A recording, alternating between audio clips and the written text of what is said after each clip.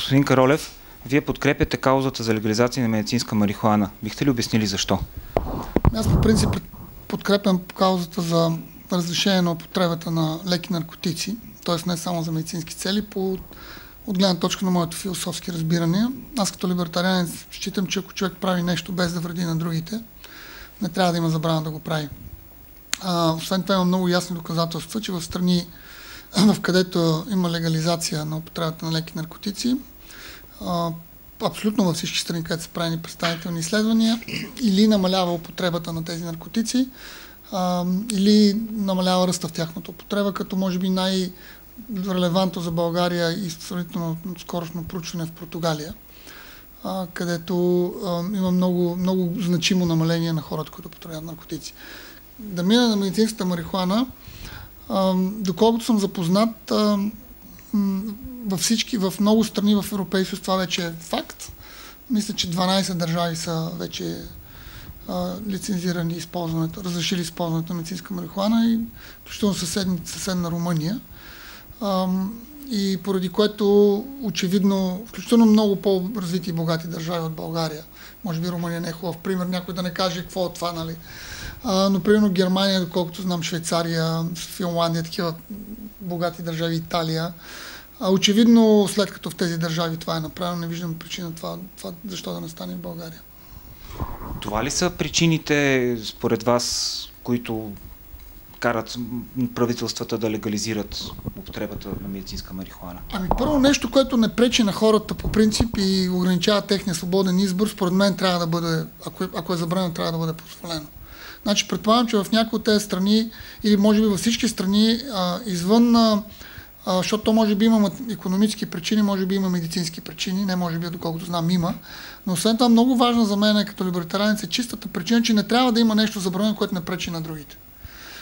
Поради което, нали, може би в някои страни да е наделял този аргумент, че след като няма външни ефекти, както ние наричаме негативни външни ефекти от примерно пушенето на трева върху някой друг, и след като пък е доказано, че в определени, то доста голям списък от болести е полезно, защо пък да не се легализира?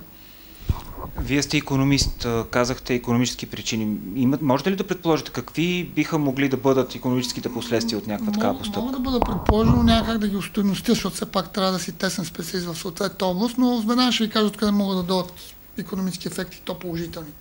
Значи първо, доколкото съм запознат, за голяма част от тези лекарства, за тези болести, в които може да се помогне с медицинската марихуана, тя може да помогне по-добре, отколкото сегашните лекарства.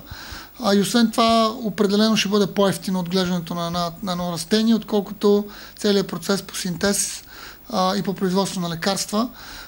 Всички знаем, че производството на лекарства е един много дълъг процес и да изисква доста средства.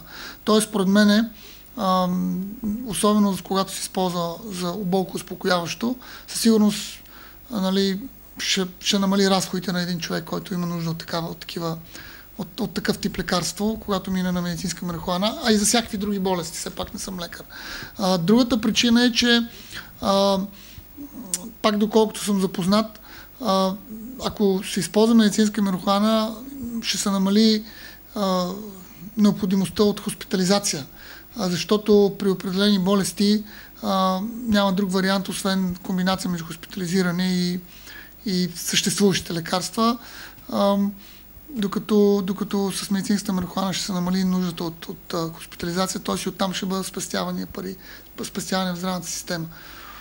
И може би, макар че отново тук трябва да се проверят дали има такива доказателства от чисто медицинска гледна точка, ако използването на медицинска марихуана позволява на един човек по-бързо да се възстанови, това означава, че той по-бързо ще бъде обратно в основната си професия, в професията си, т.е. по-малко болнични, по-голям доход за него, защото всички знаем, че когато сме в болнични, общо взето дохода ни е много малък. Тоест, според вас, даже и да има икономически последствия, те са по-скоро позитивни. Аз не виждам никакъв... Значи, може би... Не, ще има, иначе няма нещо. Всяка монета си има две страни, но да, може би ще има някакви негативни последици за производителите на лекарства, които Нали, предполагам, че те лобират открито или не открито също против медицинската марихуана, но в крайна сметка от гледна точка на обществото, основното икономическо уравнение, което трябва да реши едно общество и една държава, е как ограничените ресурси да бъдат използвани най-ефективно. И очевидно, когато се използват ресурси по-неефективно, примерно да се произвежда някое скъпо лекарство, което хората да трябва да купуват, а вместо това може да бъде заместено с медицинска марихуана, негативен ефект ще има за производителя на лекарството, но позитивен ефект ще има за обществото. Смятате ли, че обществото е достатъчно информирано въобще за темата с медицинската марихуана? Не, мисля, че в България това въобще не е така. Аз, понеже наистина доста време седа в социалните мрежи, в Фейсбук и не само там, имам някакви рудиментарни, но и аз имам рудиментарни познания по темата. Според мен е тази неправителствена организация, която всъщност наскоро чрез вас се запознах, Medical Marijuana BG, трябва да положи повече усилия да популяризира идеите си и целта си, защото според мен това е една добра цел. Вие бихте ли ползвали такъв метод на лечение, не дал Господ да не ви се налага? Или, примерно, бихте ли препоръчали на ваши близки, ако знаете, че може да им помогне? Ами вижте, аз първо си мисля, аз мисля, че всяко нещо, което е произведено от природата, е полезно, особено ако това бъде потвърдено от лекари, защото става просто за медицината. По-скоро неща, които са модифицирани, и това не става просто само за лекарства, но за храните, например, биха били вредни. И нещо, което природата и Бог го е създал, не мисля, че може да бъде вредно. Но разбира се, лекарите трябва да го потвърдят и доколкото знам, вече има доста представителни проучвания в света, които потвърждават, че това е че използването медицинска марихуана е полезно от медицинска гледна точка. Така че да, бих използвал. При всички положения, доколкото знам, няма никакви съмнения, че използването на медицинска марихуана е много добро средство за болкоуспокояване и много по-добро от всеки хапчета. Благодаря ви много.